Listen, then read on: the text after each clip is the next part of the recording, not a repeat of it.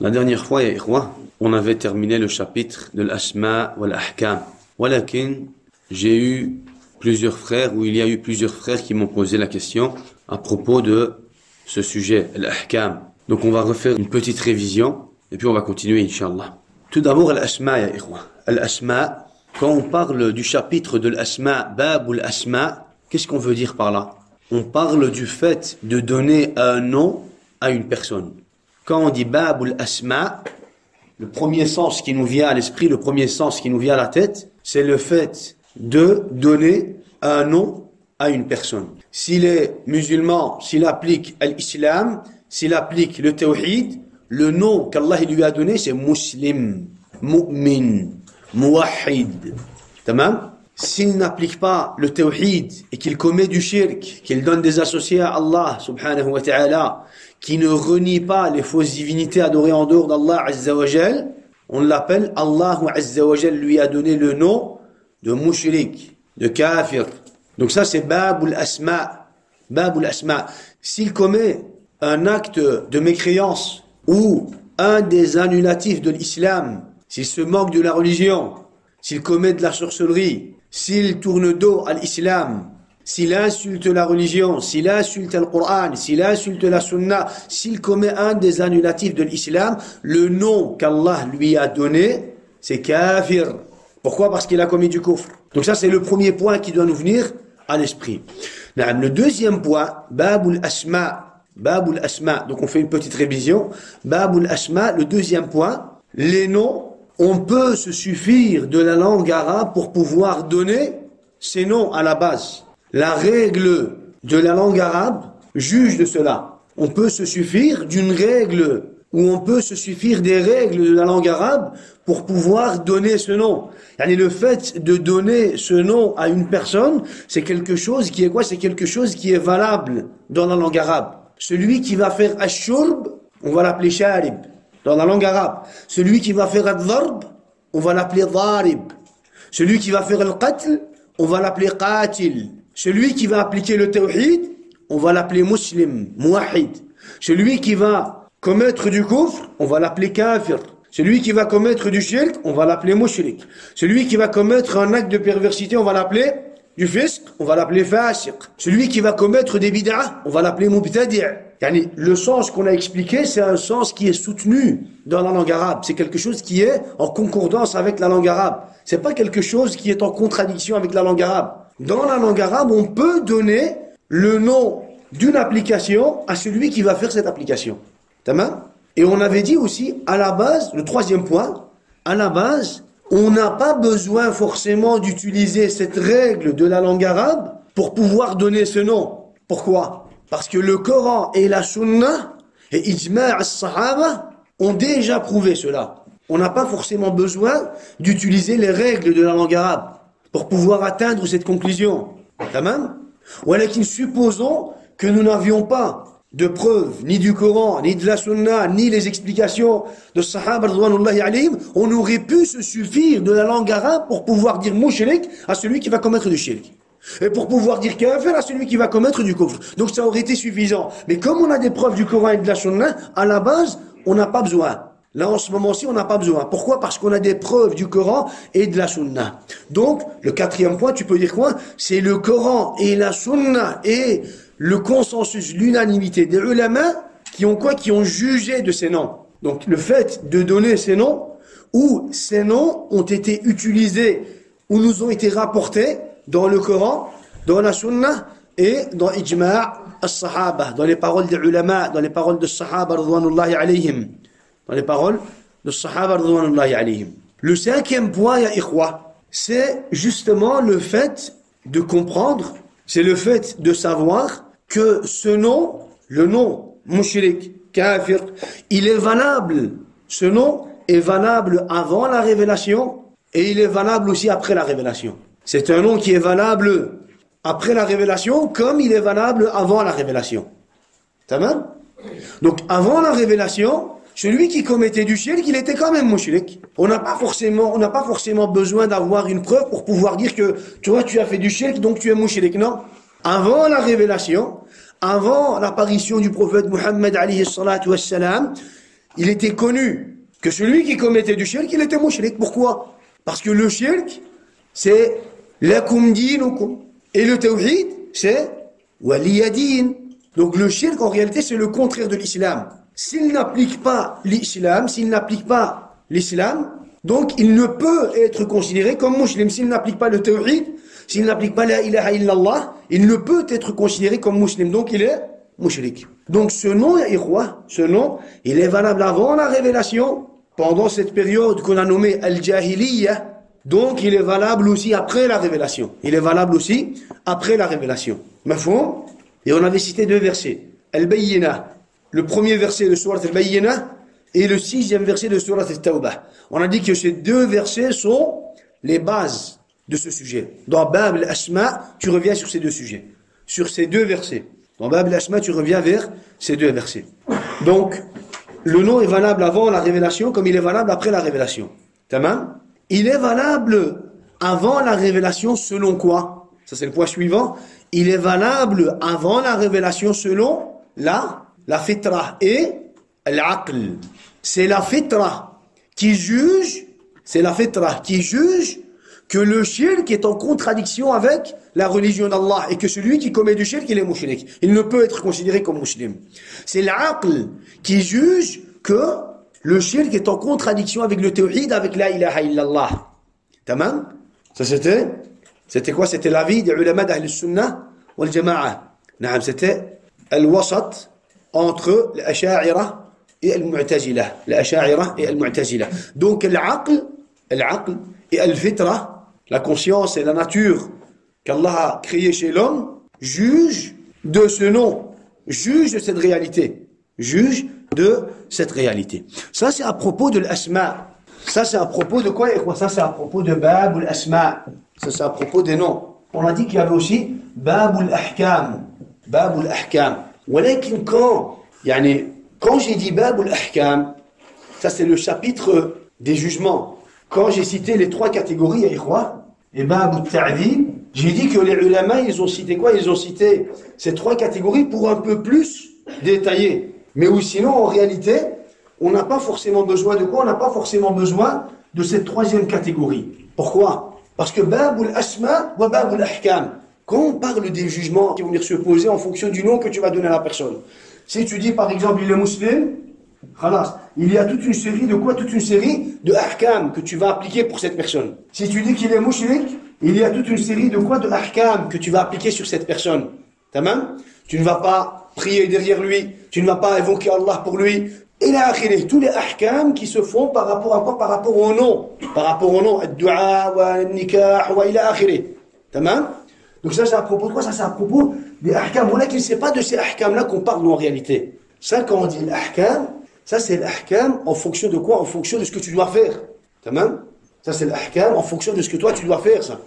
Ici on parle de bab ou l'ahkam, ça veut dire ahkam, al-thawab, wal-iqab. Bas. Donc ça tu peux enlever. Tamam?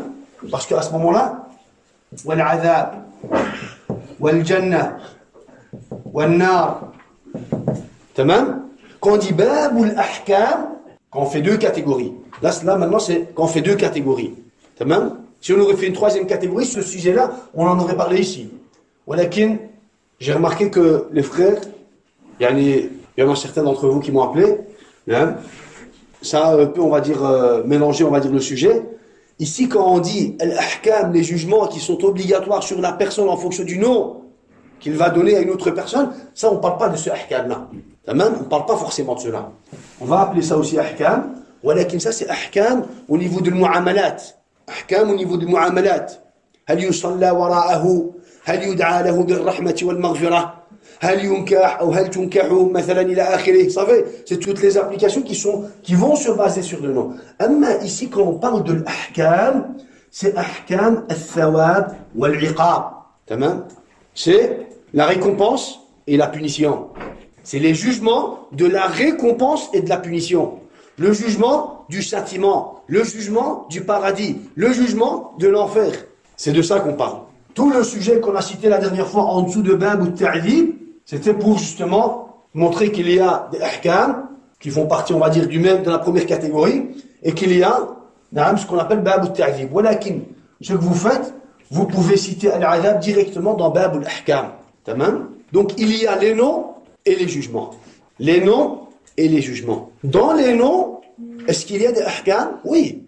Mais on ne parle pas de ces ahkam. Parce que ça, c'est d'office. Quand tu dis musulman, d'office, tu sais ce que tu dois faire. Vous savez? Quand tu dis mushrik, d'office, tu sais ce que tu dois faire. On ne parle pas de ces ahkam. On parle des ahkam en général. On parle des ahkam en général, ça veut dire quoi? On parle des jugements, de la récompense et de la punition. Du jugement, du châtiment. Du jugement, du paradis et de l'enfer. Du jugement, du paradis et de l'enfer, ya ikhwa. Tamam? Donc, ahkamu al-thawab wal-iqab. Donc, là, on a fini le premier chapitre, ya ikhwa. Avec tous les versets, les explications qu'on a citées la dernière fois, on a fini le premier chapitre. On a fini la révision du premier chapitre. Deuxième chapitre, ahkamu al-thawab wal-iqab. Quand on dit ahkamu al-thawab wal-iqab, qu'est-ce qu'on doit comprendre? Ahkamu al-thawab wal-iqab, ça parle de quoi? Ça parle du jugement, de la récompense et de la punition, du paradis et de l'enfer, du jugement, du paradis et de l'enfer, du jugement, du châtiment, que ça soit en ce qui est en relation avec les bases de la religion ou avec les applications secondaires de la religion. Le deuxième point, en ce qui concerne bab al-ahkam, al-ahkam maradduhu ila ash-shar'i. Maradduhu ila ash-shar'. L'ahkam, les jugements du paradis et de l'enfer, du châtiment, de la punition et de la récompense, ces jugements-là sont basés sur la révélation. Tant qu'il n'y a pas de révélation, tu ne peux pas juger. Tamam? Tant qu'il n'y a pas de révélation, tu ne peux pas juger de cela. Et c'est ça qui fait la différence entre al-asma ou al-ahkam. Et les gens mélangent entre quoi? Ils mélangent entre ces deux sujets. Parce que l'ahkam est basé seulement sur la religion et non sur la conscience et la nature de l'homme. Au contraire de quoi? De l'asma. L'asma, qu'est-ce qu'on a dit? L'asma, dans la langue arabe, selon la langue arabe, selon la conscience de la personne, selon la nature qu'Allah Azza wa Jalla a créé en lui, selon le Coran et la Sunna, l'asma, les noms sont présents, que ce soit avant la révélation ou après la révélation. Amma al-ahkam, il n'y a pas de ahkam tant qu'il n'y a pas de révélation.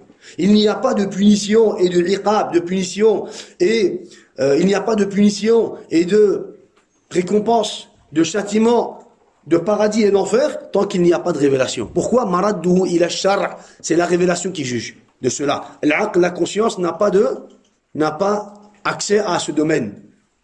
La conscience et la nature de l'homme n'ont pas accès à ce domaine. Tamam? Qu'est-ce qui va faire que ces jugements vont être présents? À partir de quand ces jugements vont être présents? À partir de ce qu'on appelle iqamat al-hujjah, à partir de la révélation, à partir de l'établissement des preuves, à partir de l'apparition du prophète Mohammed alayhi salatu wassalam. Tamam? À partir de l'établissement des preuves, on va juger de ces jugements. On va juger. Lorsqu'on aura quoi? Lorsqu'on aura la révélation. Avec le commencement de la révélation, khalas. Ahkam al-thawab wal-iqab. Commence. C'est ce qu'on appelle après, à partir de quand? À partir de l'établissement des preuves. Et l'établissement des preuves, on l'a défini avec quoi? Avec l'apparition du prophète Mohammed alayhi salatu wassalam. Donc ça c'est le deuxième point. C'est le troisième point là qu'on a cité. C'est le troisième point qu'on a cité. Quatrième point. Al-ta'dhib. Ou bien l'adhab. Quand on parle de l'adhab, parce que la dernière fois ça nous a un peu perturbé, Allahu a'lam, ou ça a perturbé certains frères. Quand on parle de l'adhab, donc le châtiment, Allah dit qu'il n'y a pas de châtiment, il ne châtiera pas tant qu'il n'y a pas d'avertissement. Tant qu'il n'y a pas d'avertissement. Une fois qu'il y a eu un avertissement, Allah subhanahu wa ta'ala, qu'est-ce qu'il fait? Il anéantit, il punit, il châtie. Tamam? Donc ça c'est à propos de l'adhab. Walakin ici, l'adhab, ça peut être l'adhab min indillahi azza wa jal. Et ça c'est un frère qui m'a aussi posé la question. L'adhab min indillah, donc le halak. Allah il dit qu'il n'anéantit pas un peuple, il ne châtie pas un peuple tant qu'il ne les a pas avertis. وَمَا كُنَّا مُعَذِّبِينَ حَتَّى نَبْعَثَ رَسُولًا وَمَا كُنَّا مُعَذِّبِينَ الْعَذَابِ حَتَّى نَبْعَثَ رَسُولًا. Ou alors ça peut être min indi al-muslimin. Ça veut dire que le musulman qui va être confronté à un peuple qui n'a jamais rien entendu, ni Al-Qur'an, ni Al-Rasoul, ni Muhammad alayhi salatu wassalam, il n'a pas le droit de juger d'une punition tant qu'il n'a pas quoi? Averti. Tant qu'il n'a pas averti. Donc que ça soit en ce qui concerne le châtiment qu'Allah peut destiner, peut envoyer à ce peuple, ou que ça soit des musulmans qui vont être quoi? Qui vont être confrontés à une situation où il n'y a pas eu d'avertissement. Alors là, qu'est-ce qu'ils doivent faire? Ils doivent faire ce qu'on appelle iqamat al-hujja. Pourquoi? Parce que Babul Ahkam s'est construit sur l'établissement des preuves. Tamam? Babul Ahkam s'est construit sur l'établissement des preuves. L'établissement, et puis on est passé à un autre sujet. Donc ça, on a résumé, khalas. Là, c'est Babul Asma et Babul Ahkam. Troisième chapitre qu'on avait cité, tu le remets dans le deuxième chapitre. L'établissement des preuves. Donc ici, tout ce chapitre, il est basé sur quoi? Tout ce chapitre, il est basé sur Iqamat al-Hujja. Iqamat al-Hujja. Qu'est-ce que Iqamat al-Hujja? On a expliqué la définition de quoi? De Iqamat al-Hujja. On a expliqué la définition d'Iqamat al-Hujja. Ou la réalité de l'établissement des preuves. Chaque personne, chaque savant, entre parenthèses, veut nous donner une définition de l'établissement des preuves. Oui, mais tu ne peux pas le considérer comme mushrik, quelqu'un qui fait du shirk, quelqu'un qui fait du shirk, quelqu'un qui fait du kufr, matin, midi, soir, quelqu'un qui se moque de la religion d'Allah Azza wa Jal, quelqu'un qui fait du shirk et qui ne se retient pas de faire du shirk, quelqu'un qui est satisfait du shirk. Le shirk, c'est le fait de donner un associé à Allah Azza wa Jal, de donner un associé à Allah subhanahu wa ta'ala. Quelqu'un qui fait du shirk, lorsque la religion nous ordonne de le considérer comme mushrik, il va y avoir une catégorie de gens qui vont vous dire, oh, mais attends, tu ne peux pas le considérer mushrik. Tu ne peux pas le considérer mushrik. Pourquoi? Parce qu'il faut l'établissement des preuves.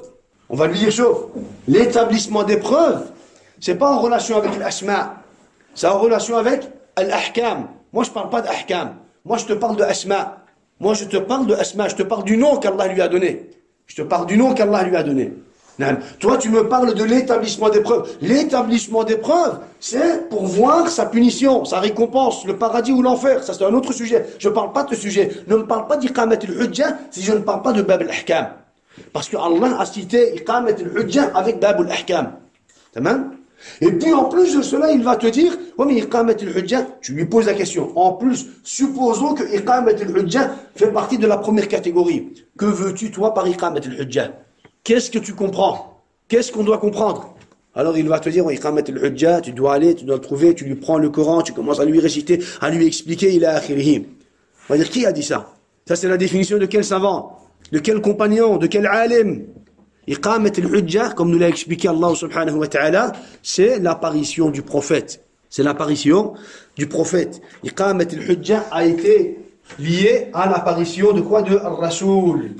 Muhammad عليه الصلاة والسلام نعم لئلا يكون للناس على الله حجة بعد الرسل شوف بعد الرسل pour ne pas que les gens aient encore des arguments et des excuses auprès d'Allah après l'apparition des prophètes شوف pour ne pas que les gens aient encore des arguments et des excuses, des explications devant Allah une fois l'apparition ou après l'apparition des messagers. Khalas. Avec l'apparition des messagers, il n'y a plus d'excuses. Allah Azza wa Jal, il a averti pour ne plus accepter d'excuses. وَمَا كُنَّا مُعَذِّبِينَ حَتَّى نَبْعَثَ رَسُولًا. Rasoul, c'est le terme qu'il nous faut. Rasoola. Encore une fois. Rasoul. Allah ne châtiera pas tant qu'il n'a pas envoyé de Rasoul. Donc, on comprend qu'avec l'apparition du prophète, avec l'apparition du prophète, le châtiment est présent. Le châtiment peut atteindre cette personne ou ce peuple qui a reçu ce prophète. Le verset dans lequel Allah subhanahu wa ta'ala dit que les gardiens du paradis, les gardiens de l'enfer vont dire aux mouchrikoun qui vont être jetés en enfer, Alam ya'tikum nadhir? N'avez-vous pas reçu d'avertisseur? Il ne va pas leur dire, n'avez-vous pas lu le message d'Allah subhanahu wa ta'ala? Non, pourquoi? Parce que l'établissement du preuve, la réalité de l'établissement du preuve, c'est seulement l'apparition du prophète. C'est pas le prophète qui doit venir vers toi. C'est toi qui dois aller vers le prophète. C'est pas la religion qui va venir vers toi, qui doit venir vers toi. C'est toi qui dois aller vers la religion. Il a entendu Muhammad, khalas. Les preuves ont été établies. Un homme, supposons un homme, c'est théorique, supposons un homme qui n'a jamais rien entendu sur l'islam.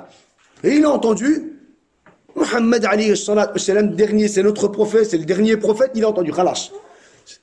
quelques minutes, il a entendu l'existence d'un prophète. Fitratan wa aqlan, il est censé chercher après cela.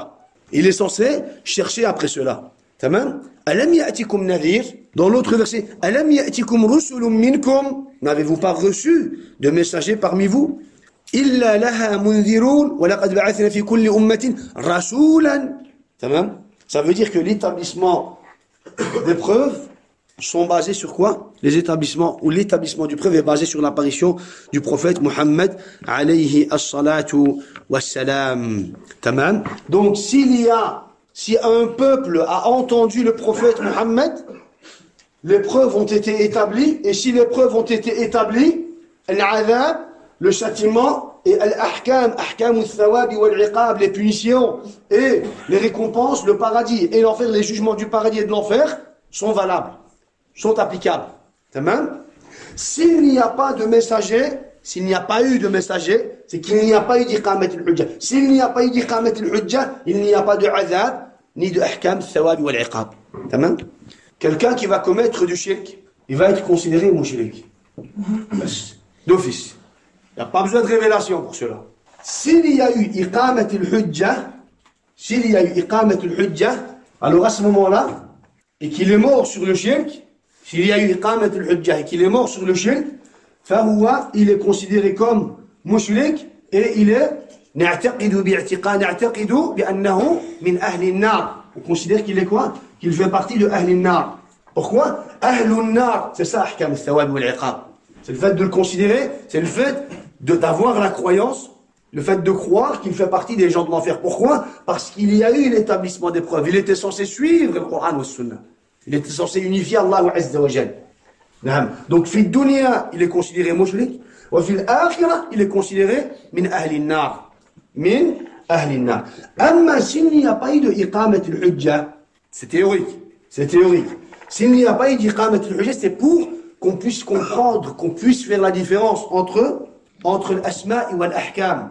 Parce qu'aujourd'hui, devant nous, on a des gens qui ne comprennent plus rien, qui mélangent les sujets, qui mélangent l'asma' et l'ahkam, qui utilisent les dalils de l'ahkam dans Bab al-asma'. Donc on a besoin, nous, de pouvoir faire la différence pour pouvoir leur expliquer qu'ils sont sur al-batil. S'il n'y a pas eu de iqamat al-hujja, fi dunya,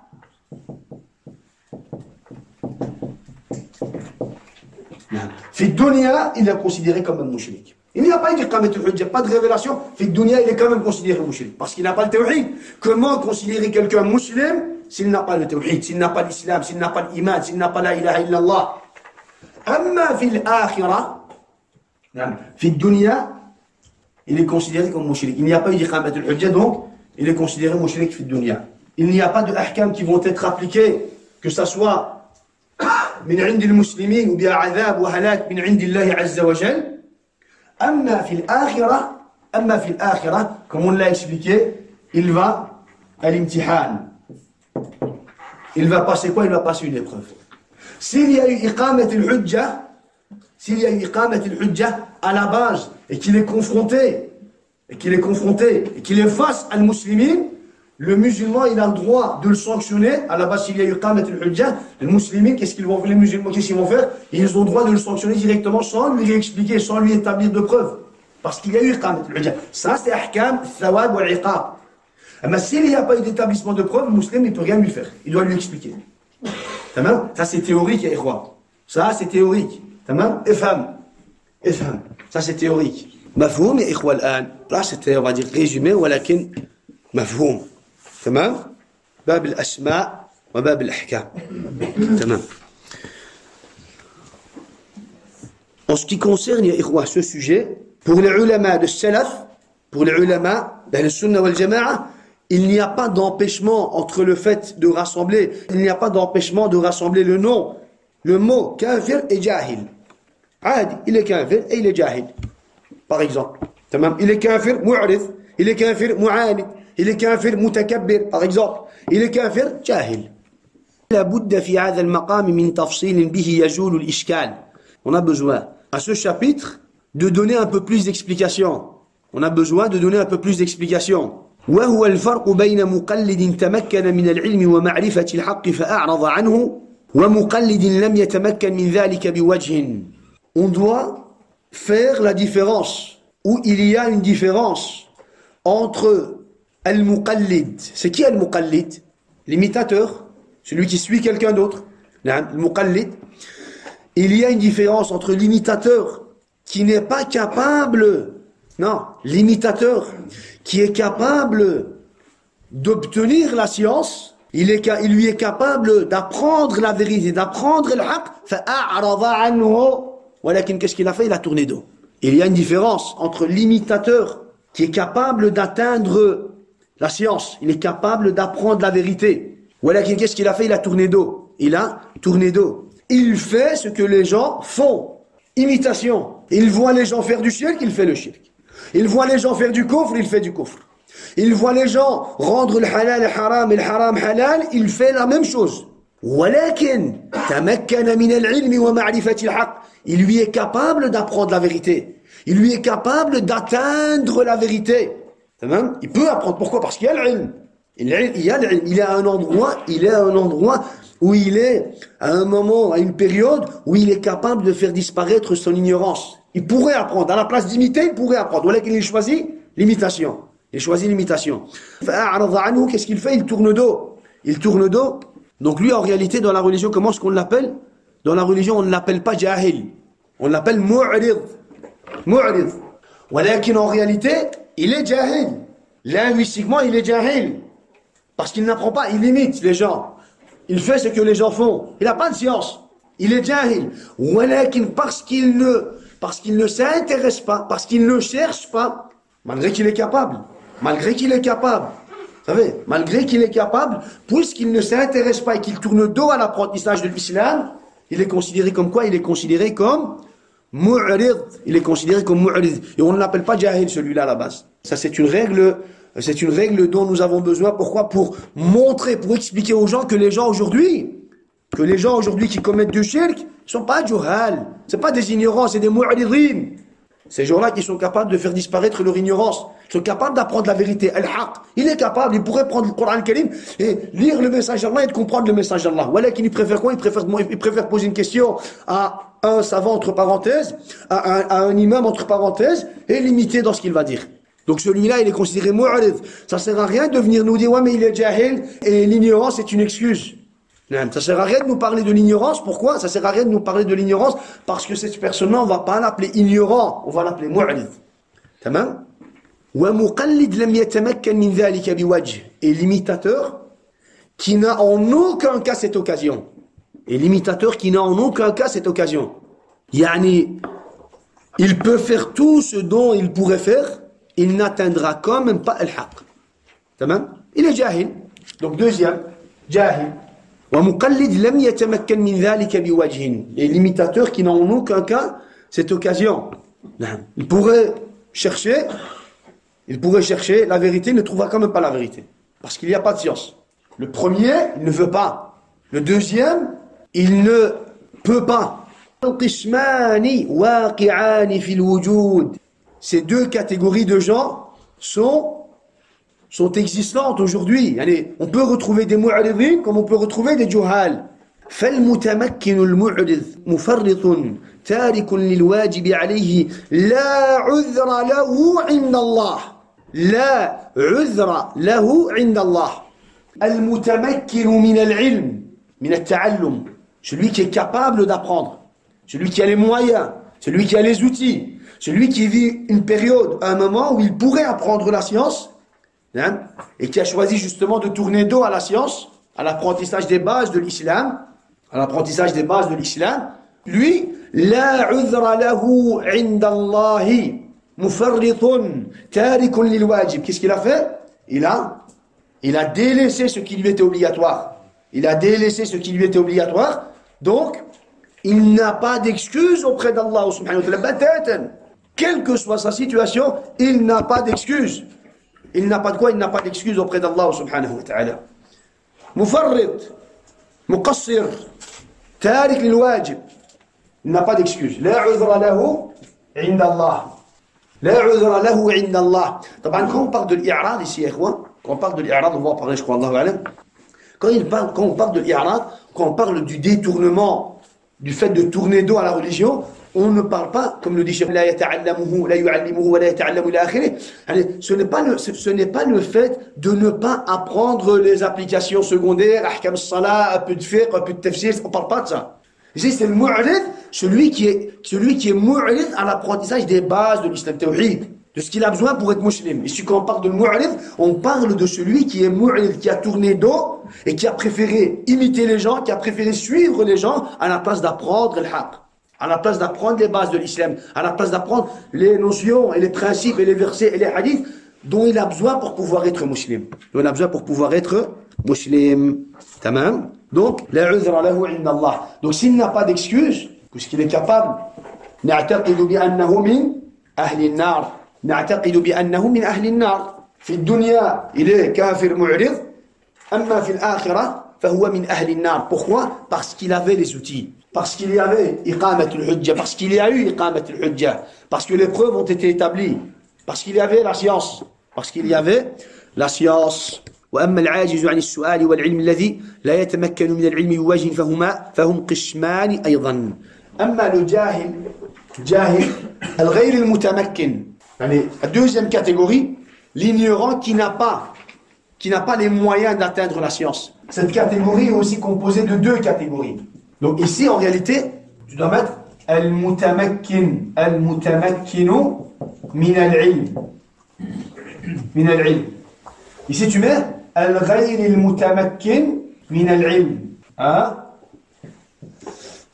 Deux. Puisqu'il est mutamakkin min al-ilm, il a préféré l'imitation, s'appelle mu'rid. Kafir mu'rid, et yawm al-qiyamah, il fait partie de Ahl al-Nar.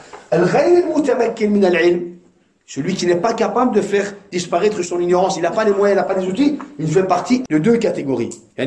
Cette deuxième catégorie est composée aussi de deux groupes de gens. Muridun lil-huda wa mu'ridun la iradata lahu. Ça veut dire que celui qui n'est pas capable de faire disparaître sa science, celui qui n'est pas capable de faire disparaître son ignorance, est composé de deux groupes de gens. Le premier groupe, muridun lil-huda, il veut apprendre la science.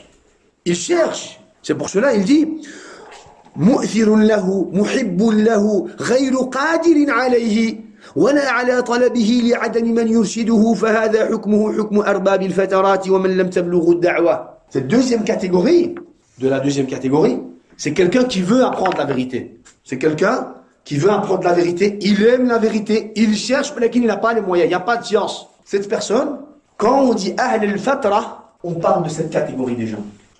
Pourquoi est-ce qu'on a cité ça?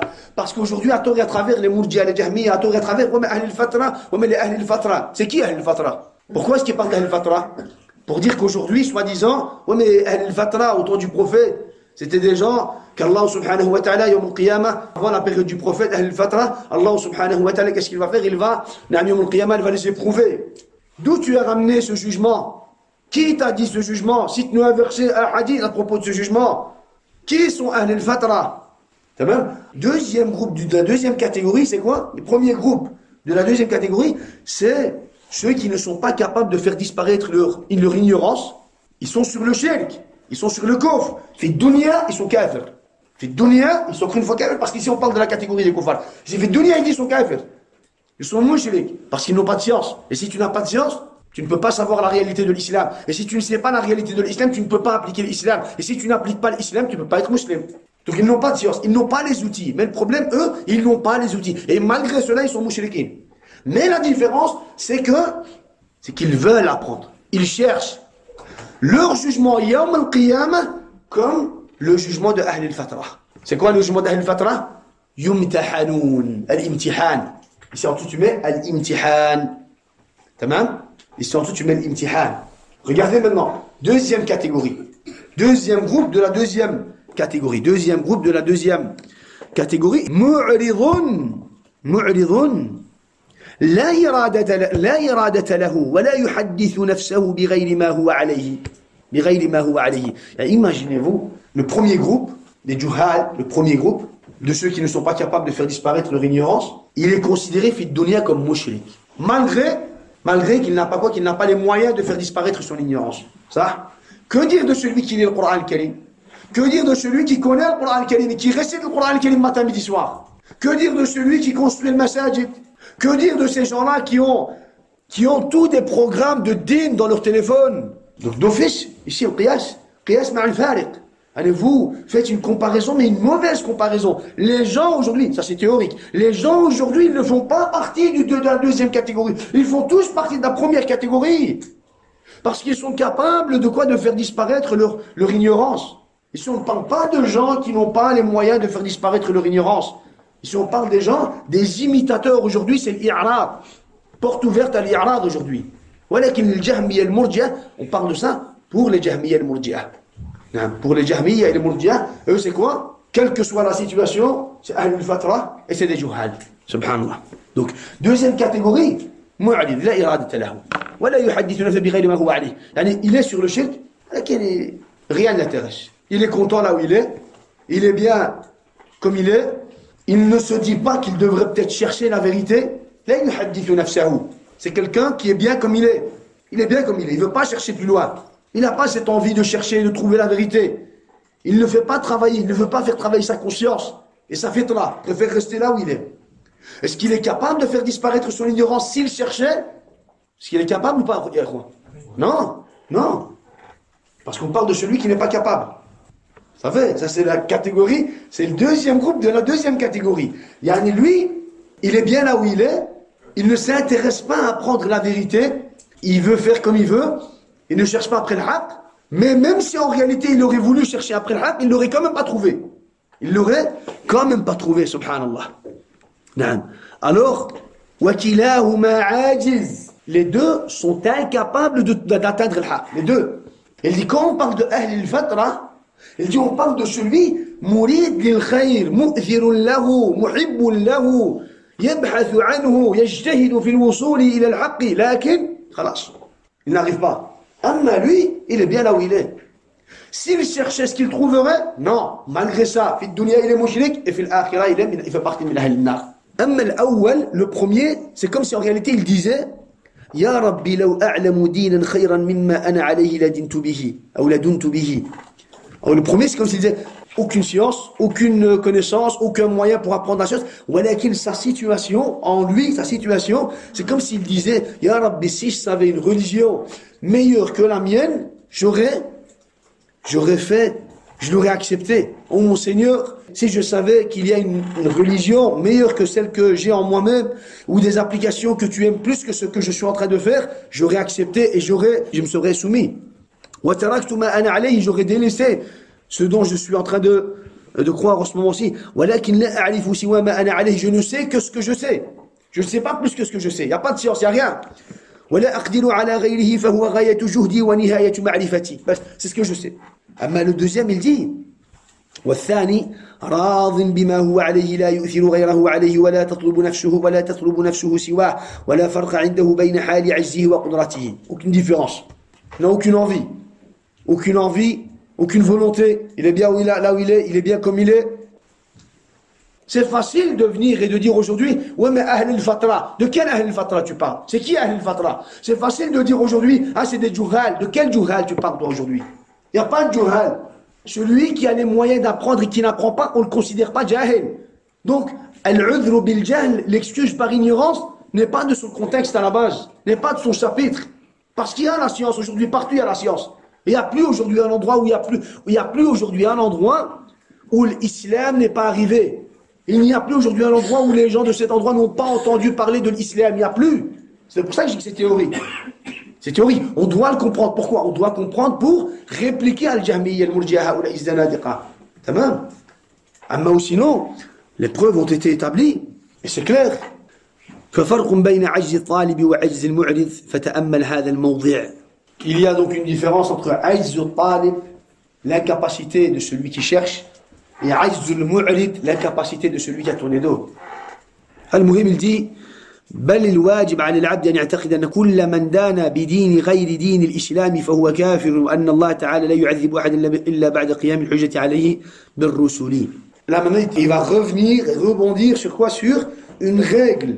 الواجب على العبد c'est de croire, de croire أن كل من دان بدين غير الإسلام بدين غير دين الإسلام أو غير دين الإسلام فهو كافر. Ce qui est une obligation sur le musulman, c'est de croire que celui qui va croire à autre que l'islam, il est considéré kafir. Ça, c'est une règle générale. Celui qui va croire à autre que l'islam, il est considéré kafir. Celui qui va se soumettre à une autre religion que l'islam, il est kafir. Quelle que soit cette religion. Pourquoi? Parce que la seule religion acceptée auprès d'Allah Azza wa Jal, c'est l'islam. Inna ad-dina inda Allah l'islam. Et l'islam, c'est quoi? L'islam, c'est le tawhid. Et le tawhid, c'est quoi? Le tawhid, c'est l'adoration seule d'Allah subhanahu wa ta'ala. Le fait de donner et de vouer tous les droits et les adorations seulement à Allah subhanahu wa ta'ala. Ça, c'est le tawhid. Ça, c'est le tawhid. Celui qui va donner un des droits d'Allah à autre qu'Allah, il a annulé son tawhid. Celui qui va donner une adoration, ne fût-ce qu'une seule adoration, à autre qu'Allah Azza wa Jal, il aura quoi? Il aura annulé son tawhid. Il aura annulé son tawhid et il ne pourra être considéré comme musulman, quelle que soit la religion. Quelle que soit la religion dont il va croire, dont il va accepter, si c'est une autre religion en dehors de l'islam, il est kafir, mubasharatan. Vous savez, que ça soit le christianisme, le judaïsme, le bouddhisme, ça même, et puis encore on va dire toutes les religions, on va dire actuelles, le satanisme, il est tout ce qui peut te venir en tête comme religion, quelle que soit la religion qu'il va accepter en dehors de l'islam, il est nommé, dans notre religion, il est nommé kafir, bas. Il est nommé kafir. Pourquoi? Parce que c'est Allah qui l'a nommé kafir. Qul ya ayyuhal kafirun. Qul ya ayyuhal kafirun. Pourquoi? Pourquoi Qul ya ayyuhal kafirun? Parce qu'à la fin du verset, lakum dinukum waliya din. Pour toi ta religion et pour moi ma religion. Moi j'ai accepté l'islam. Est-ce que tu as accepté l'islam? Oui. Oui. Dans quel sens oui? C'est quoi l'islam? L'islam c'est la paix. Donc tu n'as pas accepté la religion, le vrai islam qu'Allah a cité dans le Coran al-Karim. Pour toi ta religion et pour moi ma religion. Tu as accepté l'islam, oui, mais tu donnes des associés à Allah subhanahu wa ta'ala, tu commets du shirk. Et ça c'est la religion du shirk, c'est pas la religion de l'islam. Et ça c'est pas la religion de l'islam, donc celui qui va accepter ou qui va croire à une autre religion, il est considéré comme mushrik, même s'il dit la ilaha illallah, même s'il fait la prière, même s'il jeûne, même s'il va al-hajj, il fait une umrah tous les mois, chaque semaine, quelle que soit sa situation, s'il commet le shirk, et il annule son témoignage, la ashhadu an la ilaha illallah wa ashhadu anna muhammadan abduhu wa rasuluhu, il annule cela, il n'est plus considéré comme musulman. C'est pour cela qu'on a toujours dit à l'islam, lafdun shar'iyyun lahu haqiqatun shar'iyya. L'islam c'est un terme religieux qui a un sens religieux. Tu vas lui dire, attends, avant de discuter de tout ce qui est qamat al-hujja, al-udhr bil-jahl, al-hujja al-risaliyya, et alamat al-islam et tout ce qui suit. Avant de discuter de tous ces sujets, l'islam, ce terme, c'est qui a prononcé l'islam? C'est qui nous a fait part de ce terme? C'est qui? Allah. Donc c'est un terme religieux? C'est un terme traditionnel? C'est un terme linguistique? C'est quoi? Non, c'est un terme religieux. Donc si c'est un terme religieux, c'est que ce terme a un sens religieux. Le tawhid, c'est un terme religieux. Le prophète, alayhi salatu wassalam, il dit à un des compagnons, Amma abouka, falaw kana aqarra bit-tawhid. Ton père, s'il avait accepté le tawhid, il aurait telle et telle récompense. Donc, tawhid, le prophète, il a prononcé le mot tawhid. Il a prononcé. Donc, c'est un terme religieux qui a un sens religieux. Ash-shirk, c'est un terme religieux qui a un sens religieux. Donc, tant que tu n'appliques pas, toi, la réalité de ce sens religieux, la yahtaj. لا يحتاج تمام نقول هذا في الجملة والتعيين موكول إلى علم الله وحكمه وأما في أحكام الدنيا فهي جارية على ظاهر الأمر le fait de croire يعني s'il y a eu إقامة الحجة le fait de croire qu'il fait partie d'Ahl al-Nar ça c'est ce qui t'a été donné c'est ce qui nous a été rendu obligatoire le contraire est l'avis de Ahl al-Bid'a ça fait s'il est mort sur le shirk et qu'il y a eu l'établissement des preuves il est considéré comme Ahl al-Nar, il dit Amma al-Hisab en réalité, Yawm al-Qiyamah fil akhirah, il va entrer en enfer ou pas, et il dit ça c'est pas tes affaires ça. Hisabu inda Allah, son jugement il fait partie d'Allah subhanahu wa ta'ala. Mais toi ici, sur terre, tu dois avoir cette croyance, que s'il est mushrik, parce qu'il a commis le shirk, et il était capable d'apprendre, il y avait la science, il y avait l'ilm, et il y a la science, il y a l'ilm, il fait partie d'Ahl al-Nar. Amma Yawm al-Qiyamah, Hisabu inda Allah. حسابه عند الله تبارك وتعالى. C'est valable aussi pour celui qui, entre parenthèses, faisait partie de Ahl al-Fatra. Il est mort à la shirk. Amma yawm al-qiyamah, il est sous la volonté d'Allah subhanahu wa ta'ala. نعم sous la volonté d'Allah subhanahu wa ta'ala. أما في الدنيا الأحكام جارية على ظاهرها. في الأحكام c'est على الظاهر. Il commet du shirk, il est mushrik. Il commet du kufr, il est kafir. Il se préserve de commettre du shirk et du kufr. Il commet le tawhid, il applique le tawhid. Il est apparent dans son tawhid, il est muwahid, il est muslim. Il est muwahid, il est muslim. Tamam. C'est pour cela ils ont dit par exemple le kufr al-amali, celui qui commet le kufr, il est kafir. Amma le kufr al-amali, c'est pour ça ils rebondissent toujours sur quoi? Ils rebondissent toujours sur ce terme aussi. Kufr al-amali, walakin kufr al-amali, je sais pas quoi, il a akhirih. Pourquoi ils disent kufr al-amali? Eux, ils veulent dire par le kufr al-amali. Quand ils disent kufr al-amali, pour eux, ils utilisent le terme kufr al-amali pour dire que c'est du kufr asghar. Et ça, c'est batil. Le kufr al-amali, al-amali, il y a l'akbar et il y a l'asghar. Dans le kufr al-amali al-akbar, ça veut dire quoi? Le kufr al-amali, ça veut dire que c'est du kufr que l'homme va appliquer avec ses membres, l'amali. Il y a le kufr al-i'tiqadi, celui qui va croire que Isa alayhi salam c'est Allah, ou bien le fils d'Allah, ou bien la croyance de la Trinité. Il est kafir pour sa croyance. Il est kafir par sa croyance. Amma, il y a aussi le kufr al-qawli, des paroles de kufr. Ou alors le kufr al-amali, de la mécréance qui se fait selon les paroles et de la mécréance qui se fait selon les membres. C'est pour cela que les ulama, ils ont détaillé. ولكن dans le kufr al-amali, il y a l'akbar et il y a l'asghar. L'akbar, quelqu'un qui va se prosterner, qui va s'incliner, qui va se prosterner, comme dans la prière devant la tarout, c'est ce qu'on appelle kufr al-amali, il est kafir. Parce que c'est du kufr akbar. Parce que le fait de se prosterner, c'est le droit d'Allah. Le fait de se prosterner, le fait de mériter une prosternation, c'est Allah Azza wa Jal. Le fait de mériter al-qiyam, c'est Allah Azza wa Jal. Et ça, c'est du shirk. Et ça, c'est du kufr. Quelqu'un qui va se moquer de la religion d'Allah, c'est du kufr. Donc, il commet le kufr akbar amali sur de l'islam. Ça, c'est des termes scientifiques. C'est pour ça, ils vont chercher ceux dont ils arrivent à s'y tenir. Ils vont utiliser ça comme quoi? Ils vont utiliser ça comme des arguments contre Ahl al-Sunnah. Contre Ahl al-Sunnah, subhanallah. أما الكفر الأصغر كفر العملي الكفر الأصغر c'est quoi? Le kabair dans certaines de ses formes est considéré comme le kufr asghar. أما est-ce que les savants d'Ahl al-Sunnah wal Jama'a ils ont considéré kafir celui qui va commettre du kufr asghar? Non, ya ikhwan. Celui qui commet du kufr asghar, il est musulman. Celui qui commet de la petite mécréance, il est considéré comme quoi musulman? Il est considéré kafir auprès de qui? Auprès de Khawarij. Celui qui va commettre du kufr asghar, il est considéré kafir auprès de Khawarij. Pourquoi? Pourquoi? Comment? Parce que l'iman est composé d'un seul morceau. Yani on va dire parce que manat al-takfir عندهم المعصية. Yani la cause du kufr chez le Khawarij, c'est la désobéissance. En général, si tu désobéis, ton iman disparaît. Pourquoi? Parce que l'iman, la deuxième règle, parce que l'iman est une seule chose. La yazid wa la yanqus. Et c'est quoi la cause du kufr? Pour eux, ils ont dit, pour nous, la cause du kufr, le Khawarij, qu'est-ce qu'ils ont dit? Pour nous, la cause du kufr, c'est la désobéissance. On met désobéissance.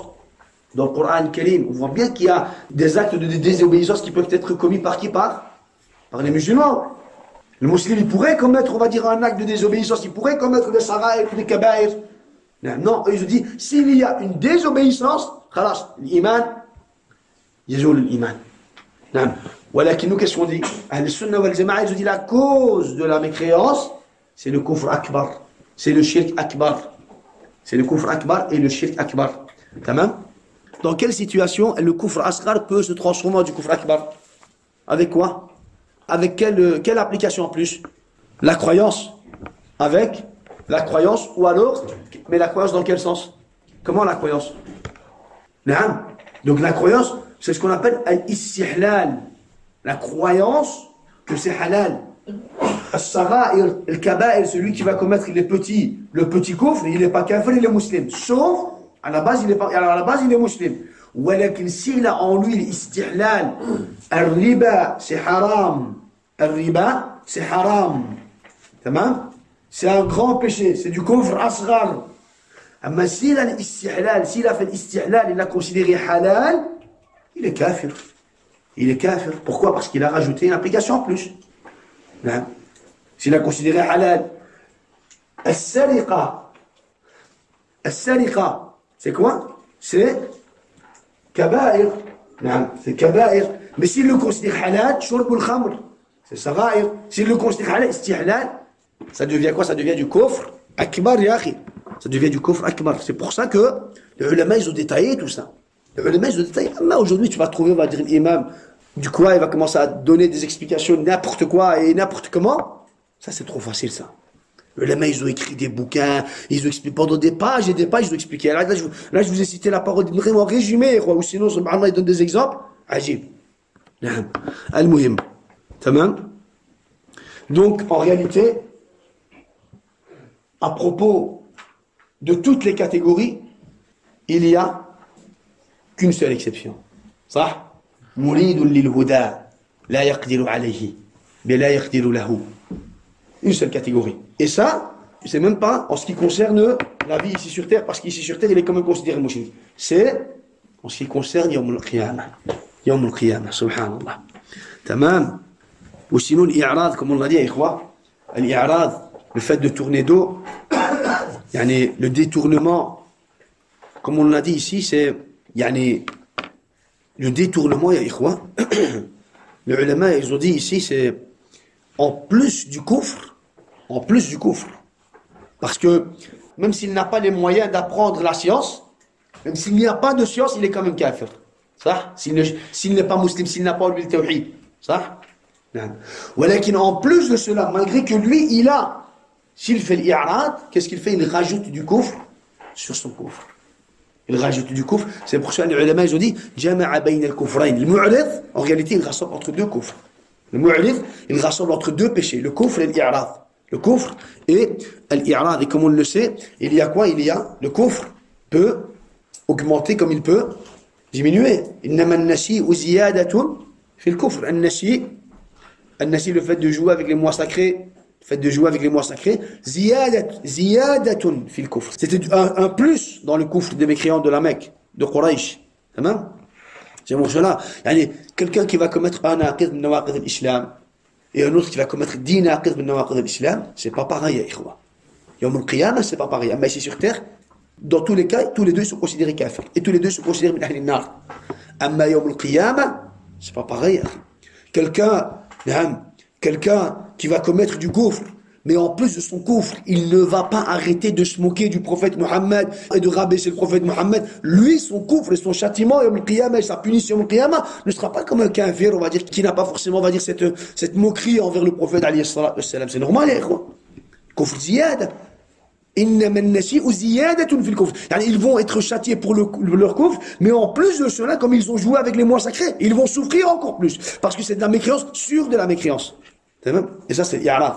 Le mu'rid, en réalité, qu'est-ce qu'il a fait? Il a rassemblé deux kufrs. C'est pour cela que الإعراض عن دين الله لا يتعلمه ولا يعمل به والدليل قوله تعالى ومن أظلم ممن ذكر بآيات ربه ثم أعرض عنها إنا من المجرمين منتقمون. نعم. تمام. Il dit طبعا, il a cité d'abord l'I'rad et puis il a quand même touché un mot à ce qui est l'Inad, l'entêtement. Ou alors l'istikbar, l'entêtement et l'orgueil. On peut utiliser l'Inad pour les deux. C'est quoi la différence entre le mu'rid et al-mu'rid et al-mu'anid? Al-mu'rid, ya ikhwa, il a tourné dos. Il n'a pas cherché à comprendre. Il n'a pas écouté. Il n'a pas entendu, il n'a pas voulu entendre. Al-mu'anid. La tournée dos, il est parti. Place. Al-mu'anid, ça aussi c'est important. Al-mu'anid, c'est celui qui a écouté, qui a entendu. Qui a écouté, qui a entendu. Tamam? Il a entendu. Il n'a pas forcément renié, parce que kufr al-juhud, c'est encore un autre truc. C'est encore une troisième catégorie, ça. Le kufr du reniement, c'est encore une autre catégorie. Ici, c'est pas quelqu'un qui a renié ici. Tamam? Ils ont dit le mu'anid, c'est pas forcément quelqu'un qui a renié, non. Le mu'anid, c'est celui qui a entendu, qui a même été convaincu que c'est la vérité, walakin, à cause de son entêtement et à cause de son orgueil, il a choisi quand même quoi? La désobéissance, le kufr et le shirk. C'est pour ça qu'ils ont dit c'est comme kufr iblis, alayhi la'natullah, Kufr Iblis, Shaitan alayhi la'natullah, il était mu'anid. Vous savez bien. قال فبعزتك, en jurant sur Allah. قال فبعزتك, je jure sur ta grandeur. خلقتني. Qu'est-ce qu'il dit? Iblis. Iblis alayhi la'natullah dit خلقتني, tu m'as créé. من نار وخلقته من طين. Le kafara aujourd'hui, Zama, le kafara, les kuffars aujourd'hui, ils n'acceptent même pas. Ils n'ont même pas la croyance. Les kuffars d'aujourd'hui, ils n'ont même pas la croyance de Shaitan Iblis alayhi la'natullah. Iblis, il disait Khalaqtani min narin. C'est toi qui m'as créé. Il acceptait qu'Allah, c'est lui Al-Khaliq, Al-Khallaq. Iblis, il acceptait ça. Amma le kafara aujourd'hui, c'est la nature et la akhirah. Et leurs histoires. Donc, Iblis, il n'a pas renié. C'est pas kufr al-juhud. C'est kufr al-inad, par entêtement, par orgueil. Il n'a pas voulu. C'est comme la mécréance aussi c'est comme la mécréance de Quraysh, des kuffars de Quraysh, comme Abi Jahl et encore, on va dire, d'autres taroutes de l'époque du prophète, alayhi as-salatu was-salam. فالأول كفر إعراض والثاني كفر عناد وأما كفر الجهل مع عدم قيام الحجة وعدم التمكن من معرفة هذا الذين في الله العظيم عنه تقوم الحجة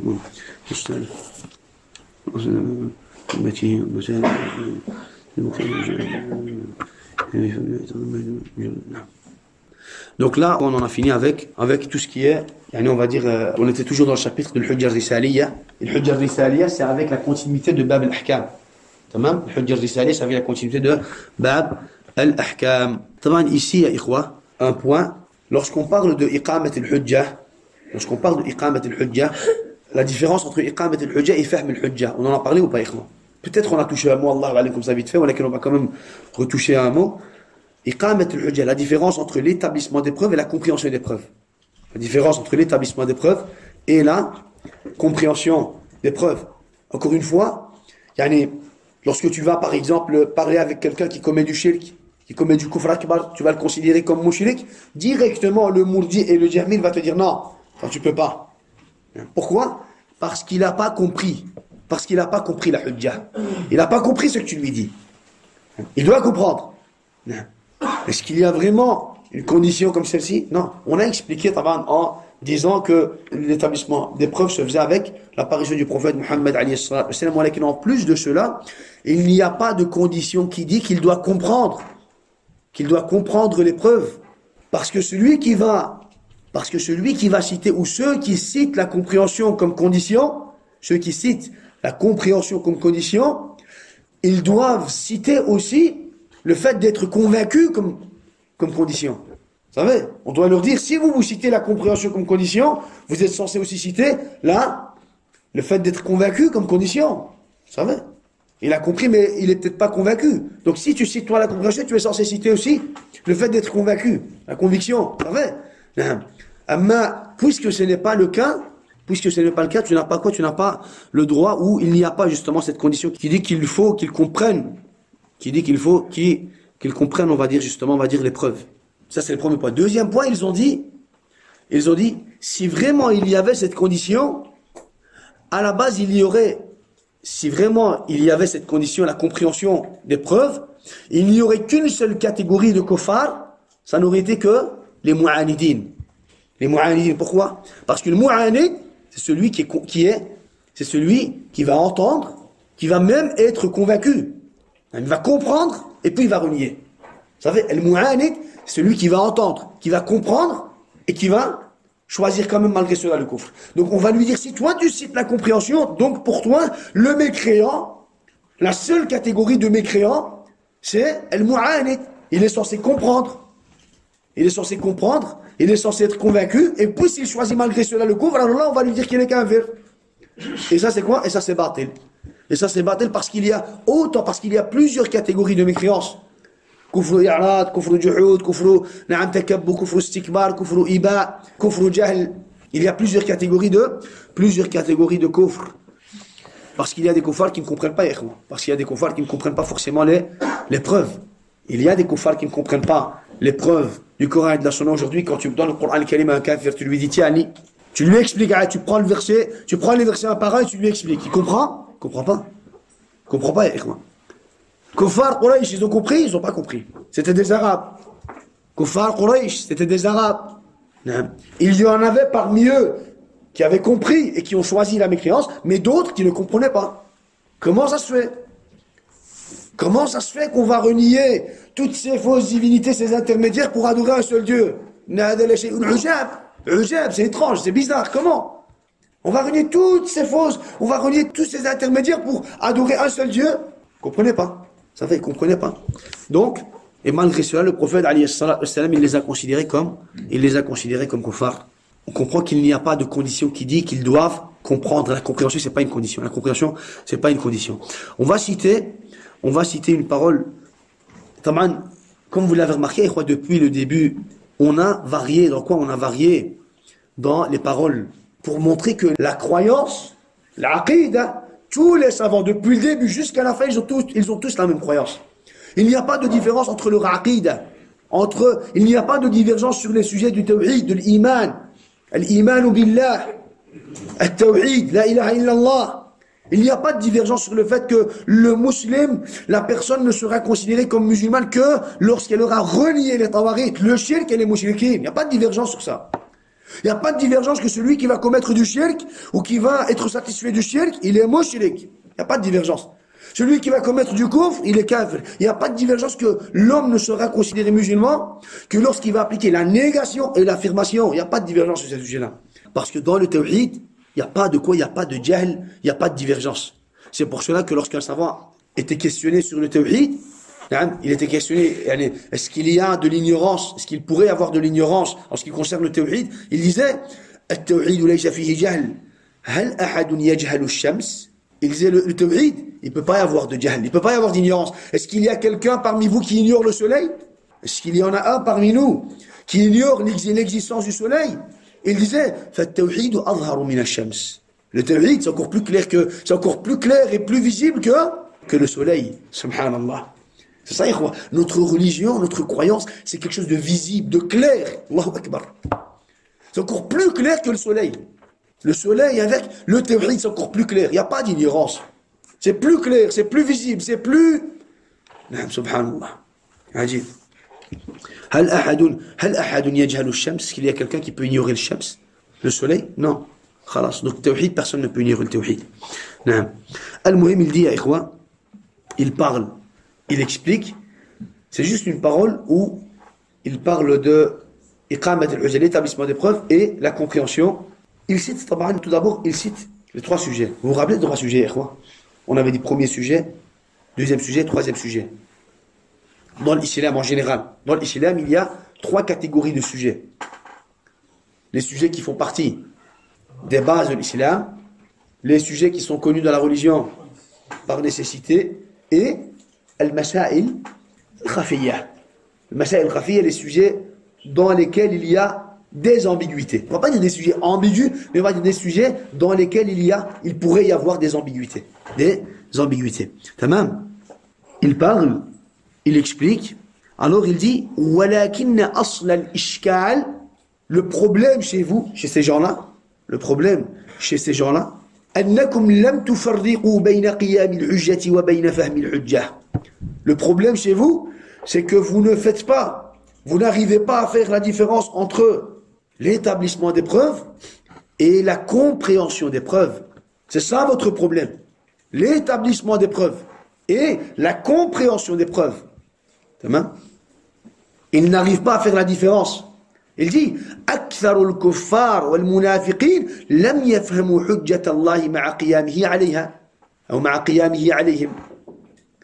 Il dit, ne voyez-vous pas que la plupart des kuffars, des mécréants et des hypocrites n'ont quand même pas compris le message d'Allah malgré qu'Allah leur a établi ses preuves.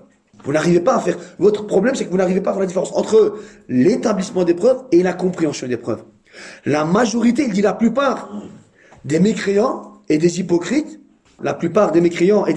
n'ont pas compris quoi? Ils n'ont pas compris Hujjat Allah, les preuves d'Allah, malgré qu'Allah leur a établi ses preuves.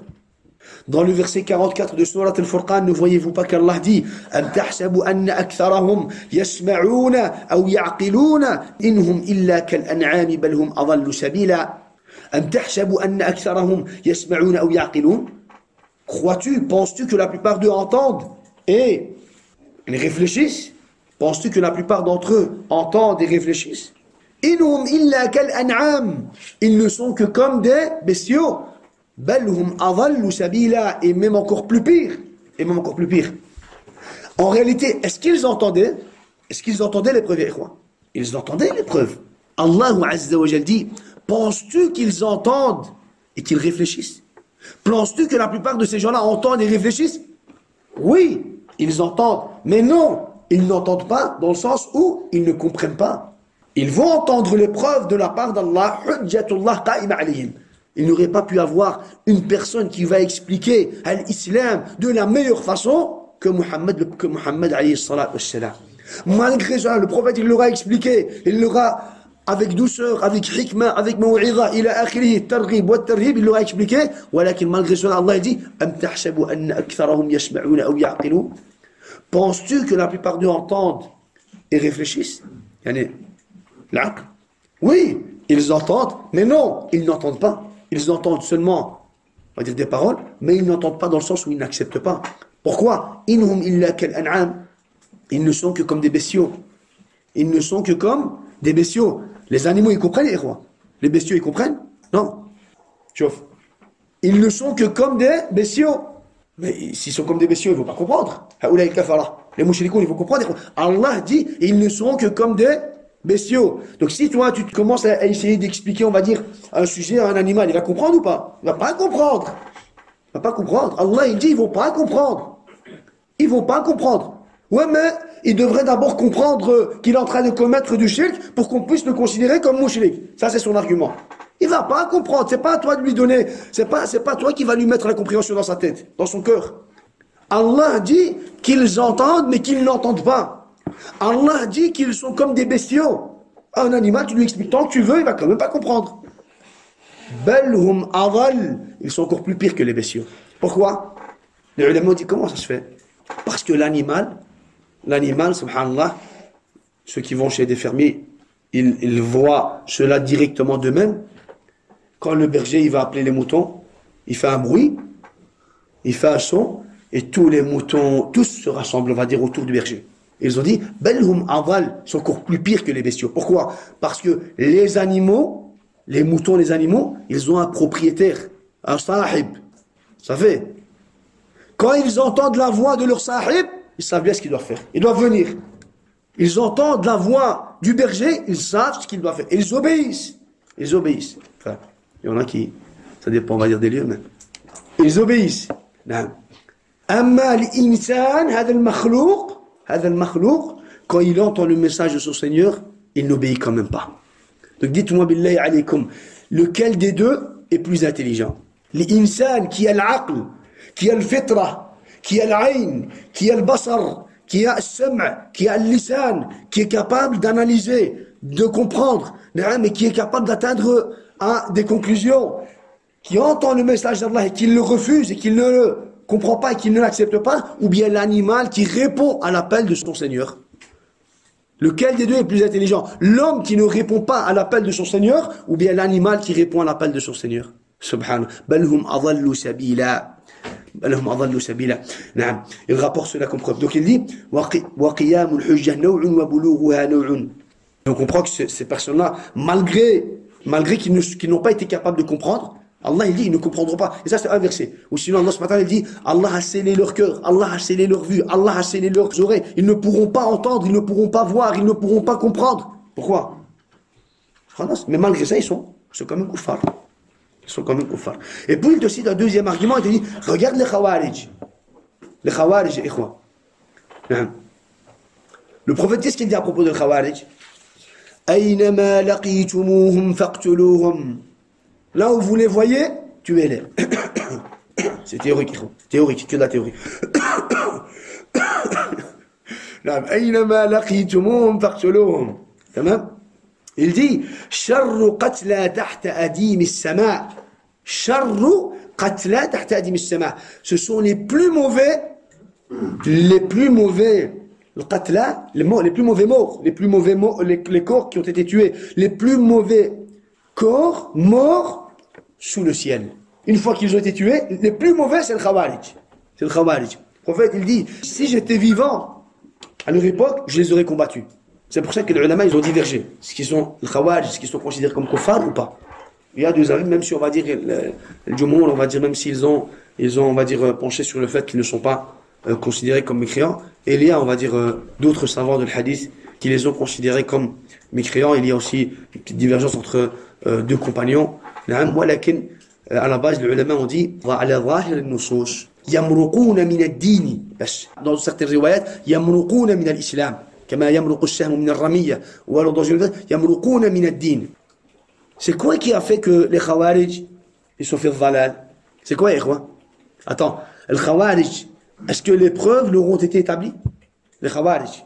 Ikhwa, les Khawarij, les preuves leur ont été établies, vous êtes sûr? Non. Parmi eux, il y a des huffaz. Huffaz au Coran. Allez, imaginez-vous le prophète, en parlant à Sahaba, il dit, vous allez-vous minimiser votre prière devant leur prière? Votre jeûne devant leur jeûne? Votre récitation devant leur récitation. Les Sahaba, malgré leur ijtihad de l'ibadat, Khawarij sont encore un niveau plus haut. Huffaz, Ubbad, Juhad, c'est des gens, il a akhiri. Les preuves leur ont été établies. C'est quoi qui a fait qu'ils sont devenus Khawarij? Ikhwa? Hein? Un mot. Je ne donne pas d'exemple. Je ne demande pas d'exemple. Je demande la réponse. C'est quoi qui a fait? Ikhwa? Hein? Comment? L'exagération. Pourquoi est-ce qu'il y a eu de l'exagération? Hein? Il y a eu de l'exagération à cause de l'ignorance. Pourquoi est-ce qu'il y a eu de l'ignorance? On parle de quoi? On parle du sujet là. On parle d'un point bien précis. On fait la différence entre iqamat al-hujja et fahm al-hujja. Hein? Parce qu'ils ont mal compris. Parce qu'ils n'ont pas compris. Je ne dois pas dire mal compris. Parce qu'ils n'ont pas compris, ils sont tombés dans l'ignorance, ils sont tombés dans l'exagération. Parce qu'ils n'ont pas compris. Et toi, tu me dis que parce qu'ils n'ont pas compris que ce qu'ils sont en train de faire, c'est du shirk, donc on ne peut pas les considérer mouchrikin. Le prophète, il parle de Khawarij, et ces gens-là, c'est parce qu'ils n'ont pas compris les notions, les récits coraniques et prophétiques qu'ils sont tombés dans l'excès, dans l'exagération. Et ils ont été considérés les plus mauvais. Ils ont été considérés comme yamruquna min ad-din, yamruquna min ad-din. C'est vrai, gros. Donc ça, c'est encore une fois une preuve qui nous montre que la compréhension, c'est pas une condition. Il a mal compris, il n'a pas compris. Ça ne me regarde pas. Ça ne me regarde pas. Hein? Vous savez? Et puis il te cite aussi l'exemple de Ali ibn Abi Talib lorsqu'il a quoi? Lorsqu'il a brûlé Talamidatahu. Hein? Pourquoi? Parce qu'ils n'avaient pas compris. Ils n'avaient pas compris que Ali ibn Abi Talib c'était un compagnon, un homme comme tous les autres. Hein? Un homme comme tous les autres. Alors ils sont tombés dans le valal, dans l'exagération. Donc ils ont commencé à considérer Ali comme seigneur. Et Ali ibn Abi Talib, qu'est-ce qu'il a fait? Il a creusé, il les a brûlés.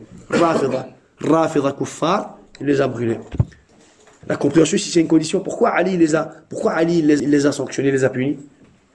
Hein? Pourquoi? Tamam. Et puis il te cite aussi comme preuve, ijma' al-ulama, dans quoi? Ijma' al-ulama que Ghulaz al-Qadariya, par exemple, les Qadariya sont considérés comme kuffar. Qadariya. C'est qui les Qadariya? Hein? Ceux qui ont renié le Qadar.